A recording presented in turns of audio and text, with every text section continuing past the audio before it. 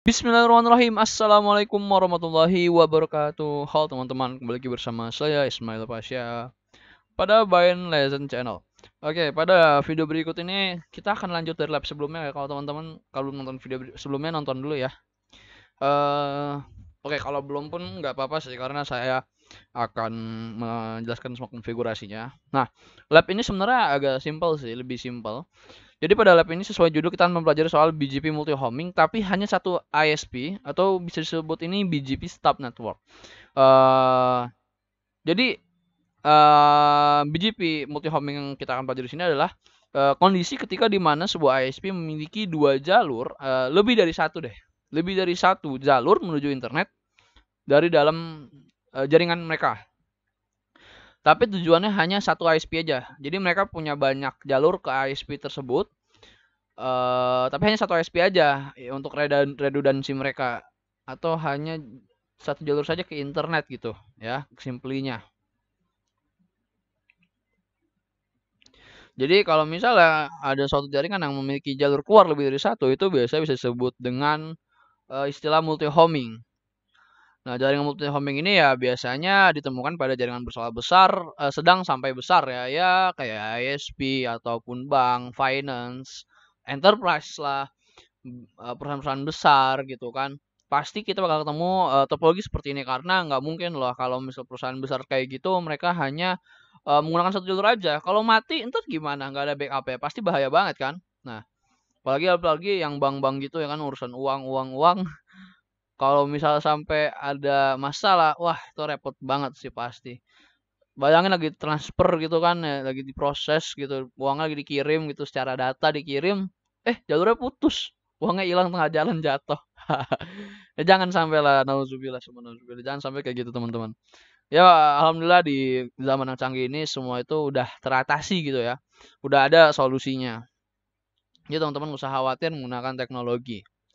Nah, BGP multi homing ini adalah yang saya bilang di awal, AS atau BGP router yang memiliki dua buah jalur untuk internet. Jadi pokoknya ke internet lah kemana aja.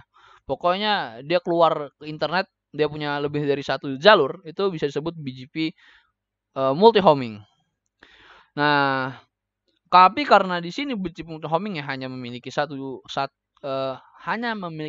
tujuan AS, tapi dengan banyak jalan, maka itu disebutnya BGP stub network teman-teman ya. Pada lab ini kita akan mempelajari bagaimana sih kerjanya BGP redundancy di sini dan failover pada BGP multi home ini ya. Pokoknya gimana sih saatnya ketika down terjadi tapi traffic saya tetap lewat gitu, traffic saya tetap jalan. Apakah bisa? Kayak gitu kan. Nah, kita langsung aja bahas topologinya. Di sini saya menggunakan topologi. Di sini ada AS130, AS65500 dan AS400.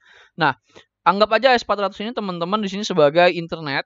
Ya, pokoknya dia keluar ke internet gitu. Dan AS130 ini adalah ISP yang akan kita jadikan bahan sebagai multi homing di sini teman-teman. Ada AST130 di sini dan paling bawah ada AS65500 atau bisa dibilang buat pengetesan BGP kita aja. Jadi ntar kita lihat routingnya, lewatin ISP-nya lewat mana gitu untuk menuju internet dari klien gitu. Nah, langsung aja kita mulai teman-teman.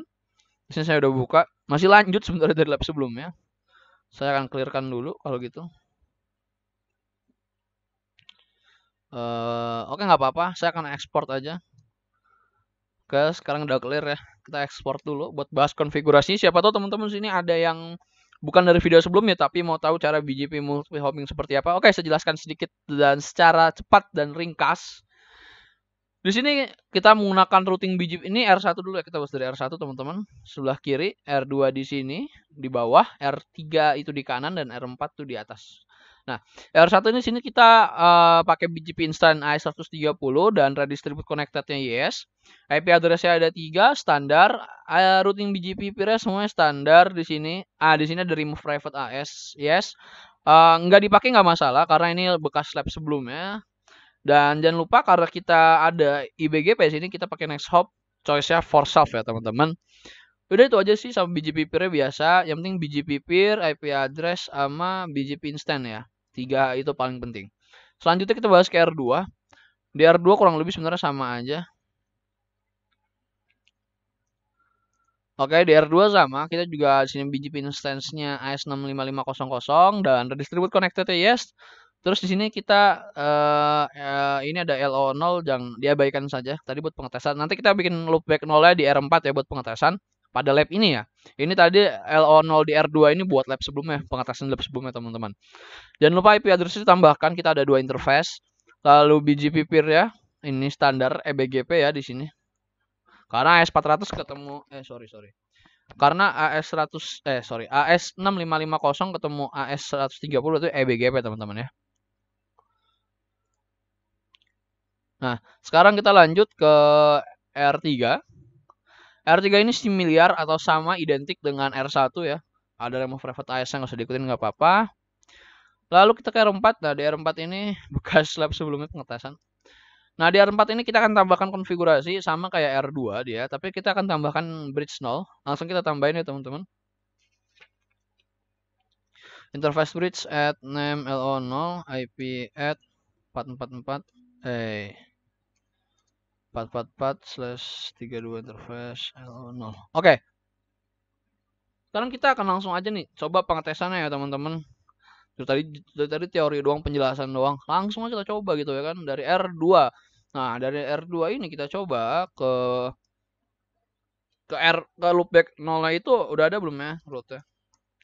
Udah ada ya teman-teman, IP root printnya bisa lihat sini ada 444/32. Sekarang kita coba trace root ya, karena kalau di ping saja nggak kelihatan gitu dia lewat mana.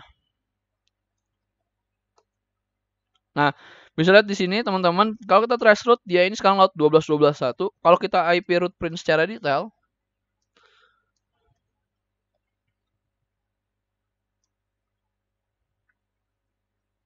ini nggak tahu kenapa kalau pakai sama dengan nggak bisa dia. Nah, bisa sih teman-teman yang aktif itu ya sesuai tadi hasil trace rootnya, yaitu melewati gateway 12.12.1 teman-teman ya. Nah, sekarang kita akan coba matiin interface arah R1 ya, atau di sini berapa ini? ETH1 kita di R2 kita matikan.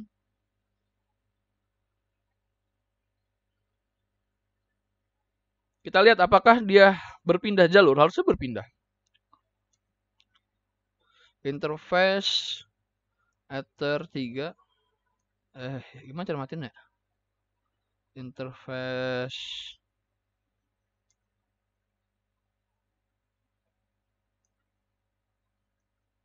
bentar.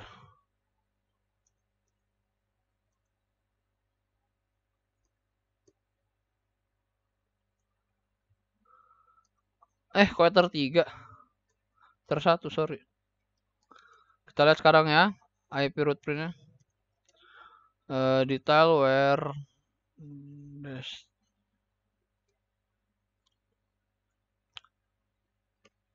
Nah, sudah teman-teman. Kalau sekarang routingnya ini sudah lewat 44/2323.3 ya. Sekarang coba kita trace route ya sekarang ya. Mati trace route kita.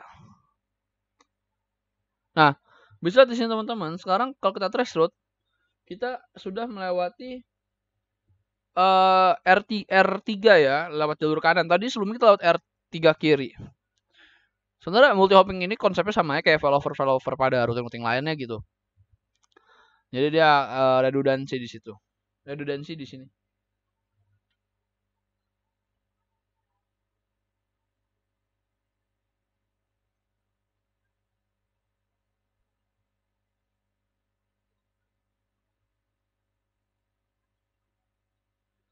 Sorry teman-teman.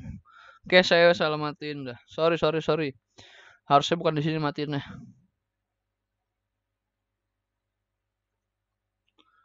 Sorry, pengetesannya salah. Bukan di sini pengetesannya teman-teman. Karena kenapa saya salah? Kenapa? Saya baru sadar lupa. Karena nggak akan kelihatan gitu. Kan biasanya yang mau kita lihat adalah dari ESP ke internet ya. Jadi salah kalau saya matiin di klien. Saya harus matiin di ESP. Harus matiin di sini.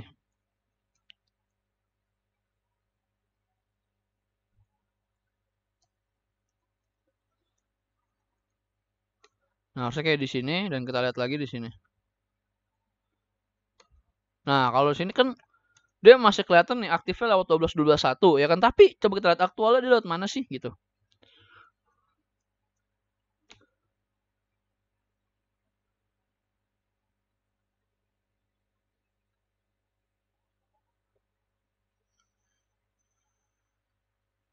Sorry, salah matiin.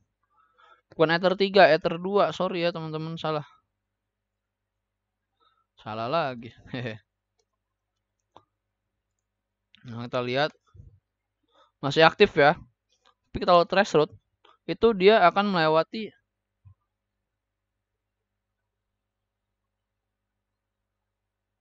harusnya bisa lewat R3. Nggak tahu kenapa gagal. Harusnya jadi gini. Tujuan labnya itu harusnya itu dia tuh jadi jalurnya lewat R1 terus ke sini dulu ke R2 baru ke atas gitu. Harusnya. Oke teman-teman, tadi jadi setelah saya tesut-tesut dan saya troubleshooting apa yang salah, ternyata itu saya lupa memakai search address 2222. Ya, kalau nggak pakai loopback 0 ini akan terjadi error. Kenapa? Saya juga lupa sih. Sejujurnya saya lupa. Tapi dulu pernah dibahas. Saya juga pernah nemuin case kayak gini. Jadi kalau nggak pakai kalau nggak pakai source address yang sesuai, dia akan error. Nah, maka dari itu ketika saya coba source address-nya loopback 0 dan ternyata bisa teman-teman ya. Bisa dilihat sini. Artinya lab ini udah berhasil ya teman-teman. Sudah bisa routingnya melewati 233. Jujur saya lupa, nanti saya cari tahu kalau misalnya saya akan saya update atau teman-teman ada yang tahu bisa infonya di kolom komentar kenapa. Aduh ya Allah. Saya lupa banget ini. Hal kecil yang saya lupa kan. Ya, jalurnya ini jadi lebih panjang ya teman-teman. Dia lewat dari R2 ke R1 dulu, terus baru ke R3, baru ke R4 gitu ya. Kenapa sih nggak lewat langsung aja ya kan, seolah-olah dari enterprise dari klien ini hanya satu jalur kan, jarang-jarang sih ya. Kalau klien itu punya 2 jalur ke ISP ya itu masih masuk akal sih, tapi jarang sih karena biasanya yang masalah itu kan biasanya dari ISP ke internet ya. Kayak gitu sih teman-teman. Oke, thank you udah nonton. Kalau mau tanya-tanya silahkan di kolom komentar, jangan lupa like, comment, share, dan subscribe. Have a nice day. Wassalamualaikum warahmatullahi wabarakatuh.